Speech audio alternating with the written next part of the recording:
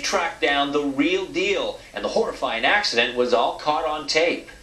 A new balloon boy. That's what Dan Knoll thought when he watched the helium balloon, believed to hold a 6-year-old boy, soaring above Colorado last week. He has a unique perspective on the alleged hoax captivating the nation. You would hope that something like that would happen accidentally, as it happened to me. In 1964, Knoll was 11 years old, and he volunteered to help launch a hot air balloon near his home outside San Francisco. When the balloon suddenly took off, his fingers were entangled in the rope. The rope cinched around my fingers, and off I went.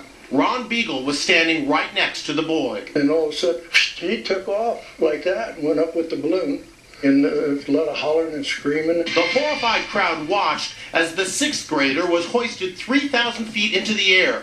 Knoll told us that the action of a friend's father, right after the balloon lifted off, saved his life. A friend of mine's father grabbed my feet, and that cinched the rope around my fingers, probably saving me from falling because the rope didn't come undone. Knoll brought us back to the field where the balloon took off. It was his first time there in 30 years, and memories of his bird's eye view came flooding back. I remember the school I went to, seeing the school, seeing friends' houses. So how did it feel to literally...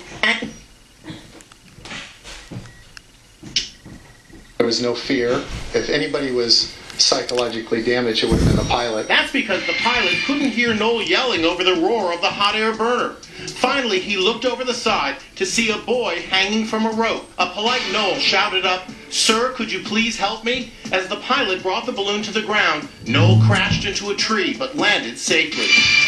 But his wild ride wasn't over. Balloon Boy was front page news. He even appeared on one of the most popular game shows of the time, To Tell the Truth. This is 11-year-old Danny Knoll. He's safe and sound tonight. Little Danny sat in the audience as a panel of celebrities tried to determine which contestant was telling the truth about being the pilot of the balloon. 3 times the height of the Empire State Building. That's how high this kid was dangling up in the air. Is this completely recovered now, this hand? Yeah. Well, the index finger and the little finger is still numb. Finally, Danny identified the real pilot. Danny, what do you want to be when you grow up? Pilot. A pilot.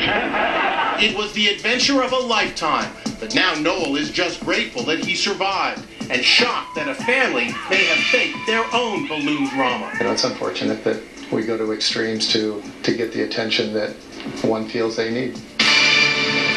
Knoll actually dangled for 15 minutes. But believe it or not, in all these years, he never had any nightmares.